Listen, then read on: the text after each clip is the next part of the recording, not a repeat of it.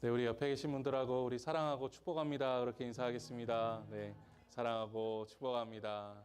우리 사랑하고 축복합니다. 네, 우리 이면수 권사님 오랜만에 어서 오세요.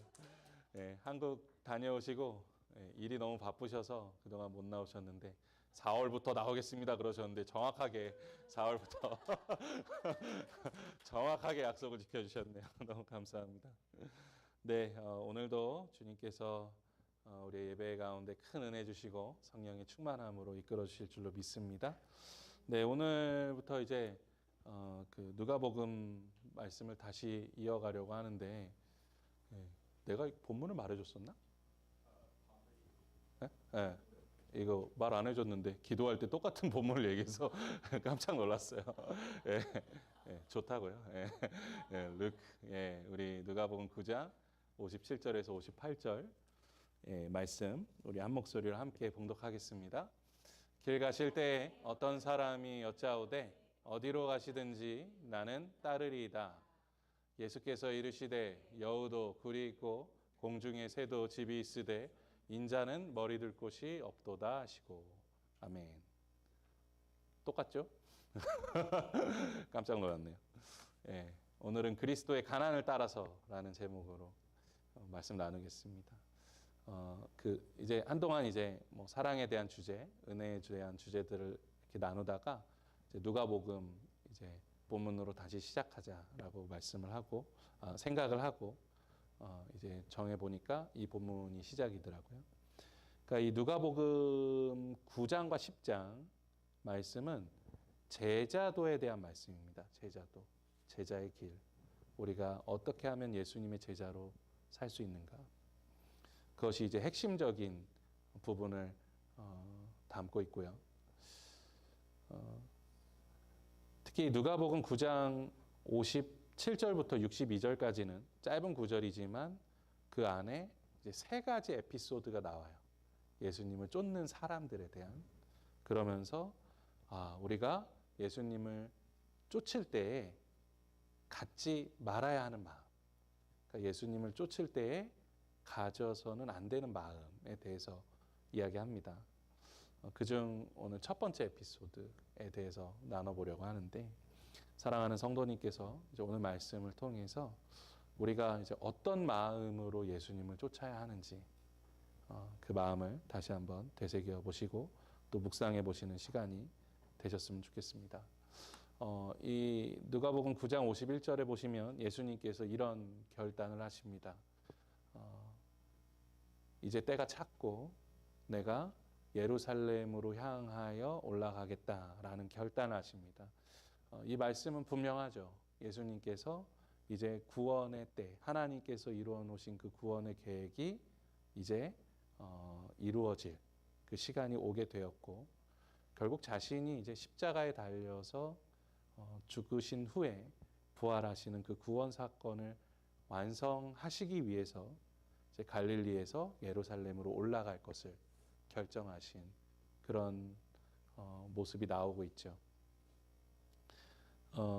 예수님께서는 고통과 고난 그리고 아픔과 슬픔 그리고 괴로움과 상실이 기다리고 있는 마지막 순례의 길을 떠나시기로 결단을 하신 거죠.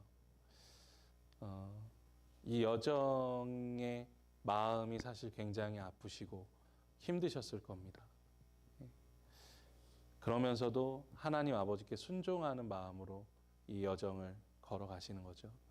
물론 그 당시에 이제 갈릴리에서 예루살렘으로 가는 이 순례의 여정의 길은 사실 그렇게 힘든 여정은 아니었습니다. 그 당시의 기준으로 볼 때는 많은 사람들이 이제 갈릴리에서 예루살렘으로 예배드리러 갔죠.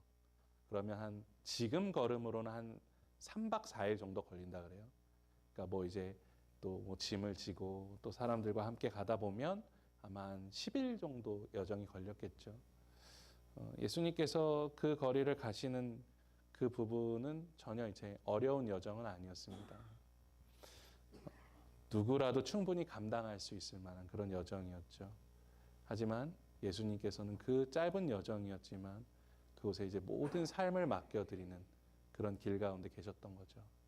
그러면서 만나게 된 사람들에 대한 이야기가 바로 오늘 말씀입니다.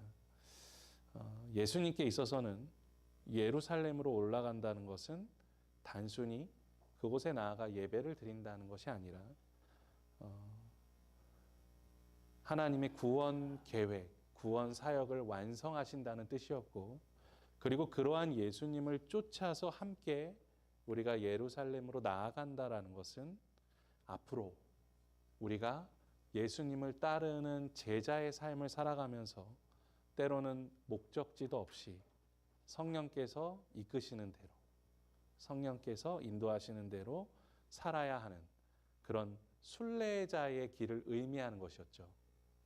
그러니까 단순히 예수님을 제가 예수님 제자가 되겠습니다, 그렇게 단순히 예수님 따라가는 게 아니라 그 예수님의 길을 쫓는다는 것은 자신의 삶을 헌신하고 드린다는 고백이 그 안에 들어가 있는 것이었죠.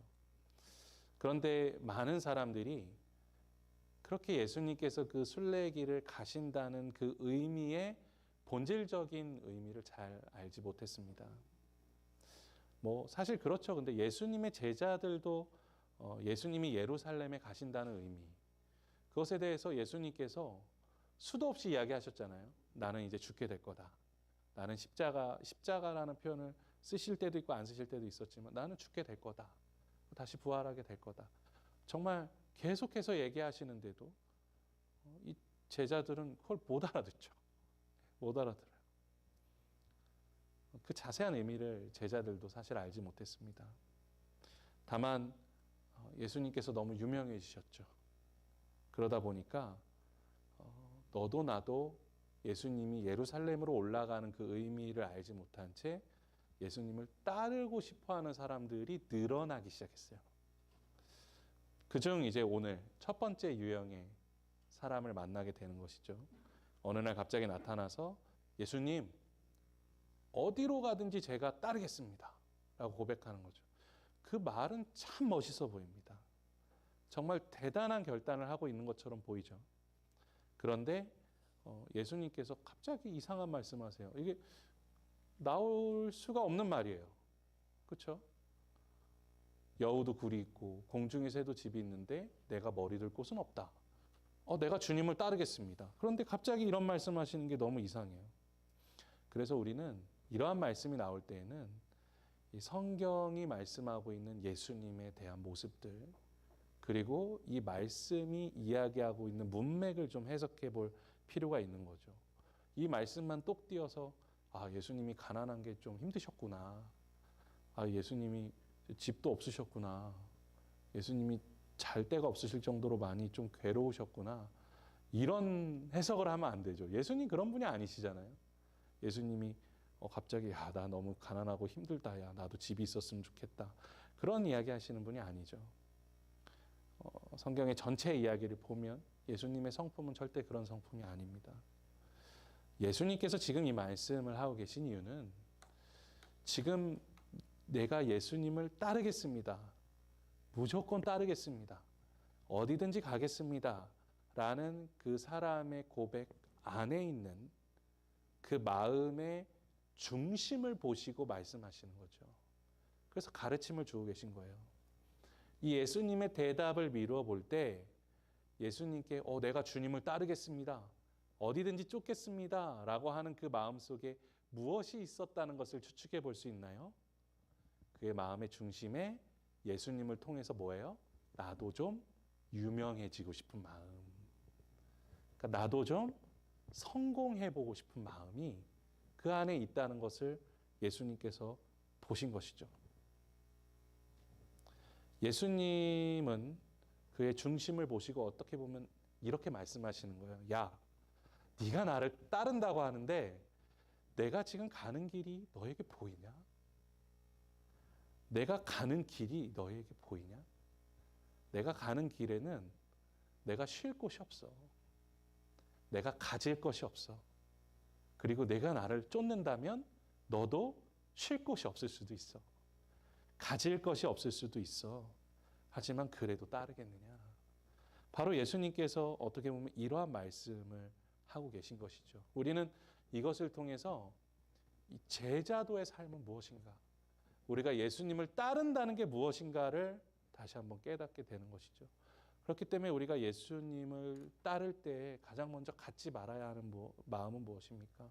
그것은 예수님을 통해서 내가 무엇인가를 얻고자 하는 마음, 아니면 예수님을 통해서 내가 무언가 유명해지고 싶은 마음, 그러한 마음이죠.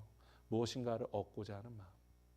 근데 물론 그것이 또 다 나쁘다라고 말할 수는 없을 겁니다. 그거에 대해서는 제가 뒤에서 조금 더 이야기하겠지만, 우리가 필요한 것을 구하는 것이 나쁜 건 아니죠.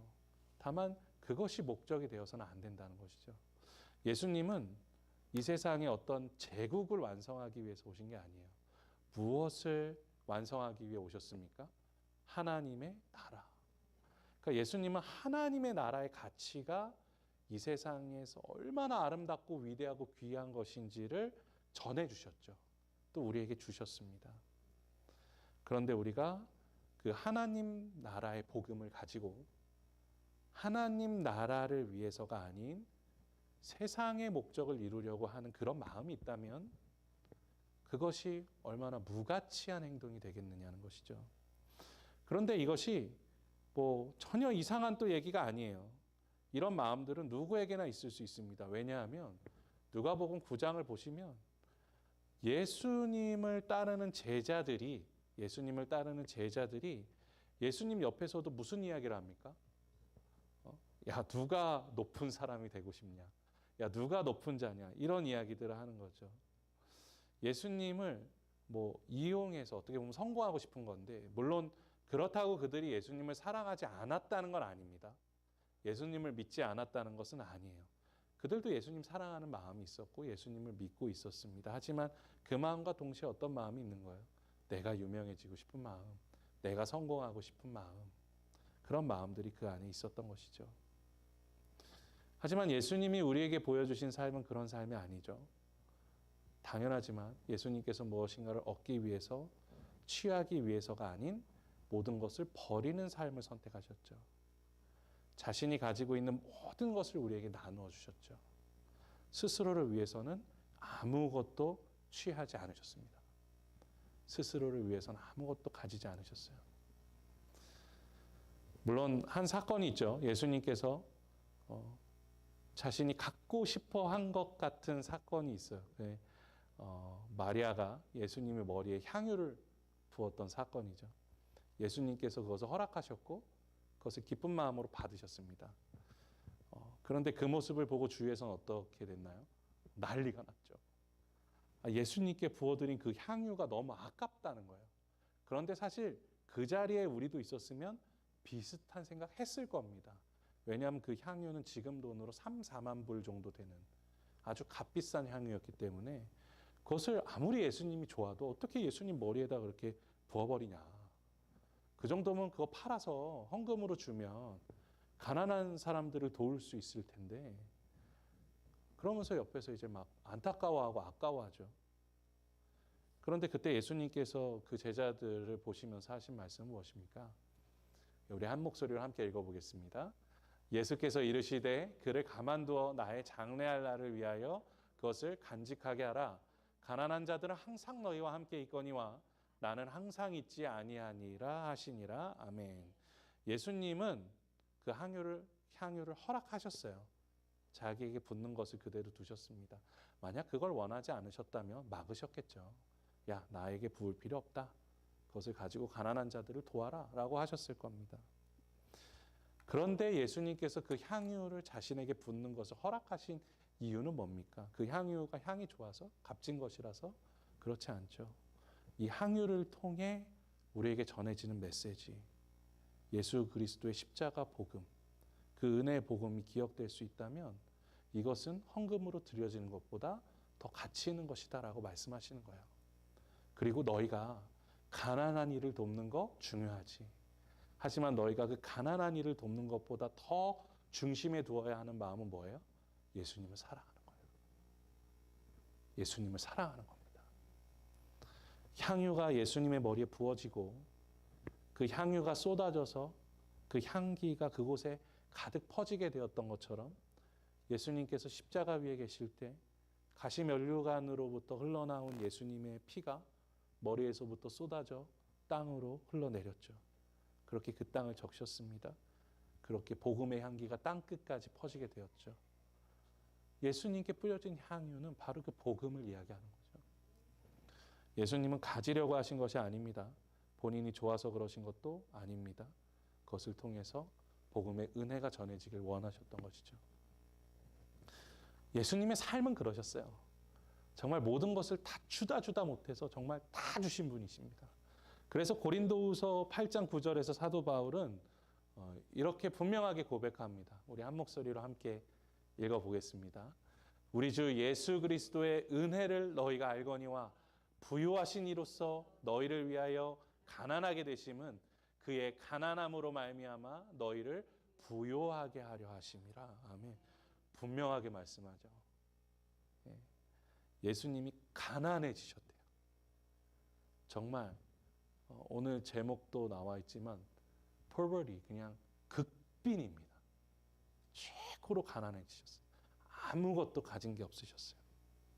그런데 그를 통해서 우리는 뭐가 됐습니까? rich, 부자가 됐습니다. 예수님은 그렇게 우리에게 모든 것을 주시기 위하여 사셨어요. 그러면 이제 예수님을 쫓는 우리는 어떻게 살아야 됩니까? 우리도 예수님을 닮아서 가난해질 수 있어야 된다는 거죠. 이 가난해진다라는 것은 뭐 내가 다 팔아서 가난해진다 이걸 의미하는 게 아니잖아요. 내가 쥐고 있는 것들, 예수님보다 더 사랑한다고 생각했던 것들, 그 모든 것들을 하나님의 나라를 위하여 내려놓고 드릴 수 있어야 한다는 거죠. 어떤 사람들은 예수님을 통해서 부자가 되려고 하는 사람들도 있었습니다. 신학적인 용어로 이것을 기복신앙, 번영신학이라고 합니다. 그러니까 예수님을 믿으면 세상에 복이 찾아온다. 근데 저는 이것이 뭐 무조건 잘못됐다고 생각하지는 않습니다. 6, 70년 전에 정말 살기 힘들 때, 아마 그때도 계셨던 분 계시겠지만 정말 한국이 정말 너무 가난할 때, 당장 진짜 먹을 것조차 없는 그 시절에 내가 예수님 붙들고 정말 잘 살고 싶다고, 정말 제게 축복 달라고, 그 축복으로 제가 정말 예수님 위해서 열심히 살아보겠다고 그렇게 기도하고 매달리는 게 뭐가 나쁩니까? 그것은 잘못된 믿음이 아니죠. 그렇게 예수님 붙들고 제발 저를 좀 축복해 주세요. 제가 정말 잘 먹고 잘 살기 위해서가 아니라 제가 잘 되는 것으로 정말 하나님께 영광 올려드리고 싶습니다. 라는 그 믿음이 잘못된 것은 아니죠.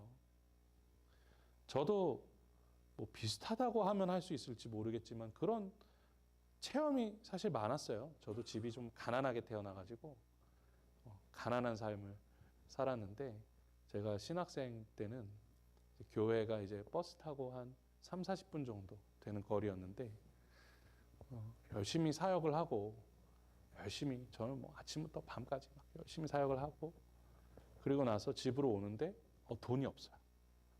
1,000원짜리 한 장이 없어서 버스를 못 타겠는 거예요. 믿음으로 버스 정류장에 딱 섰는데 돈이 없잖아요.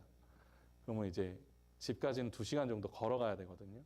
근데 그날따라 다리도 너무 아프고 기도했어요. 주님 좀 버스 좀 태워주세요. 그런데 진짜 바람이 확 부는데 1,000원짜리 한 장이 날라오더라고요. 이렇게. 진짜 이렇게 날라왔어요. 안 믿기시죠?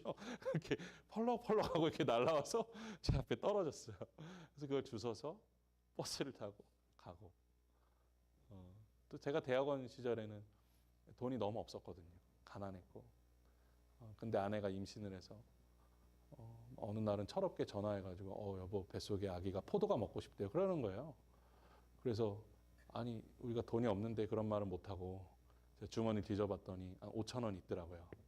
그래서 과일 가게 갔더니 포도가 딱 5,000원이 한 송이에. 너무 비쌌죠.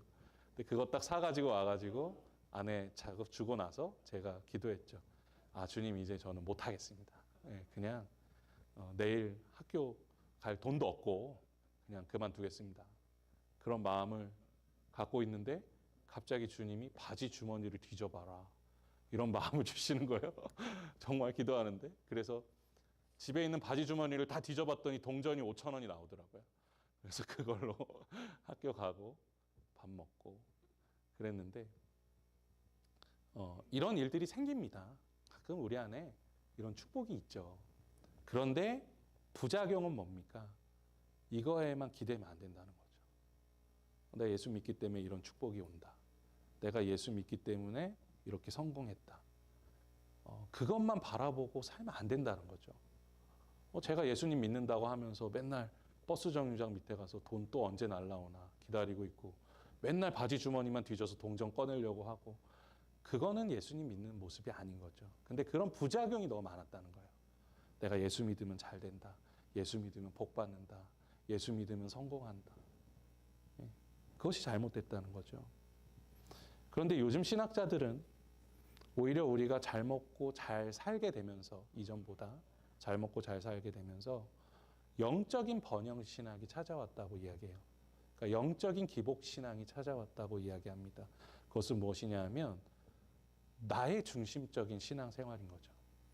그러니까 내가 예수님 믿지만 내 감정이 뭔가 채워져야 되는 거예요. 또 나의 만족을 느껴야 되는 거예요. 그러니까 내 감정적인 부자가 돼야 되는 거예요. 내 정서적인 부자가 돼야 되는 거예요. 그래야지만 내가 만족을 느껴야지만 내가 그런 것에 있어서의 어떤 그 만족감을 느껴야지만 내가 예수님 믿고 산다라는 그 마음이 마음속에 채워진다는 것이죠. 그것을 이제 영적인 기복신앙이라고 이야기하더라고요. 그래서 현대 영성 신학자로 유명한 제임스 패커라는 목사님이 이것이 뭐 한국의 문제뿐만 아니라 전 세계에서 일어나고 있는 어떤 그런 영적인 어려움인데 그래서 우리에게 필요한 것이 무엇이냐? 체계적인 영성이라는 겁니다. 체계적인 영성. 그러니까 무엇이 체계적인 영성이냐? 하나님의 말씀, 예수 그리스도의 복음, 성령의 조명하심 이 위에는 아무것도 세우지 마라. 그 아래 있어야 된다는 거예요. 그 아래. 다른 거 어떤 것도 두지 마라. 이처럼 우리는 우리의 신앙 고백이 세상적인 이익은 물론이거니와 우리 안에 있는 욕심과 결합되어서는 안 되는 것이죠. 십자가 복음의 본질, 우리가 십자가를 쫓는 삶이란 무엇이냐? 우리가 수도 없이 고백했던 그 말씀, 마가복음 8장 34절의 말씀입니다. 우리 한 목소리로 함께 읽어보겠습니다. 무리와 제자들을 불러 이르시되 누구든지 나를 따라오려거든 자기를 부인하고 자기 십자가를 지고 나를 따를 것이니라. 아멘. 사실 이 말씀에서 정말 중요한 거 무엇입니까? 십자가를 지고 따르는 거죠. 하지만 그 전에 우리에게 반드시 필요한 것은 무엇입니까? 그것은 나를 부인하라는 거예요. 나를 부인하라. 그러니까 나를 내려놓으라는 거죠. 그러니까 나를 죽여야 된다는 거죠. 오늘 말씀으로 하면 뭘까요? 나를 가난하게 만들어야 된다. 나를 가난하게 만든다. 나를 부인한다. 나를 내려놓는다는 것은 많은 의미가 있겠지만 가장 중요한 것은 무엇이냐면 나의 삶의 목적과 방향성이 바뀐다는 것이죠. 우리는 더 이상 나의 욕심과 나의 만족이 아닌 하나님의 영광과 기쁨을 위하여 살아가는 존재가 되었다는 것을 분명히 이해하고 인정하고 살아가야 된다라는 거예요. 결단하고 살아가야 된다라는 것입니다. 만약에 이것이 없이도 우리는 십자가를 질 수 있을 것 같아요. 나의 열심으로. 하지만 그렇게 십자가를 지고 살아갈 때마다 내 속에 올라오는 것은 무엇이겠습니까? 나의 의겠죠. 나의 의. 우리를 부인한다는 것, 우리를 내려놓는다는 것, 우리가 가난해진다는 것은 하나님을 너무나 뜨겁게 사랑하는 반응으로서 예수님의 은혜에 나의 삶을 드리고자 하는 그런 감사에 대한 진심 어린 반응으로서 나를 내려놓고 십자가를 지는 삶으로 이어져야 한다는 것이죠. 그렇기 때문에 우리는 때로 주님을 쫓는 삶이 춥고 배고프고 불편하며 또 거친 대접과 모욕을 당하게 될 때도 있는 것입니다.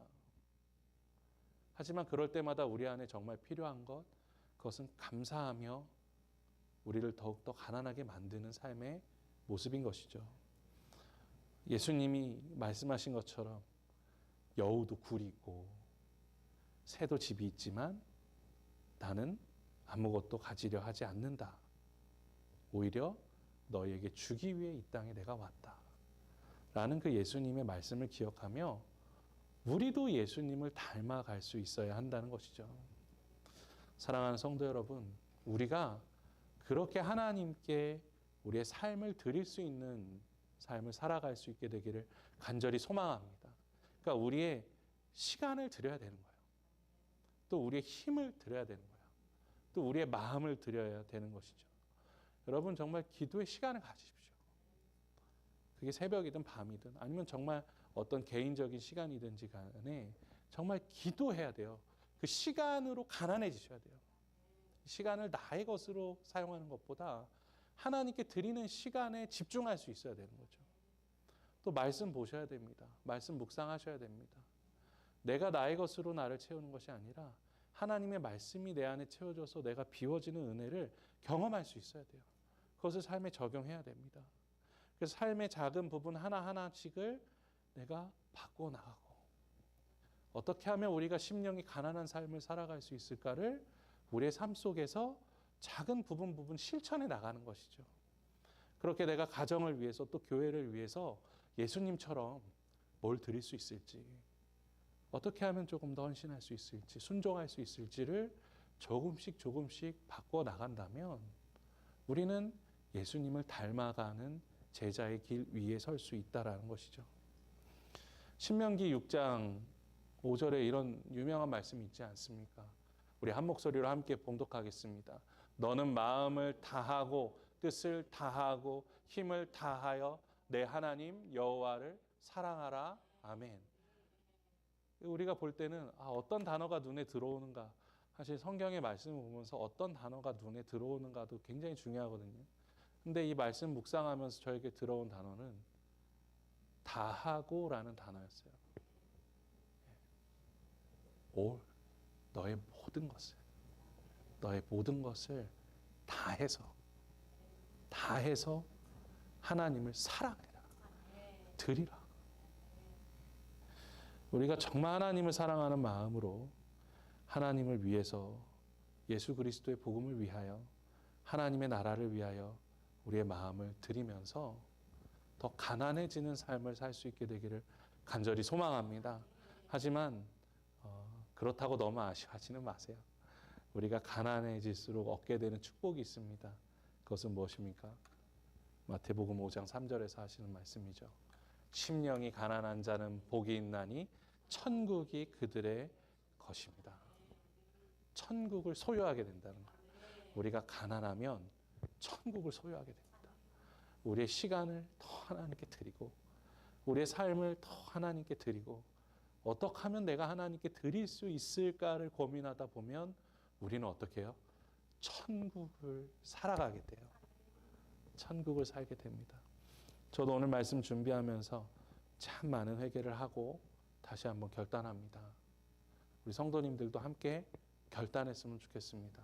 우리가 주님이 우리에게 모든 것을 주신 것처럼 우리도 그러한 가난의 삶 가운데로 나아가기를 소망합니다.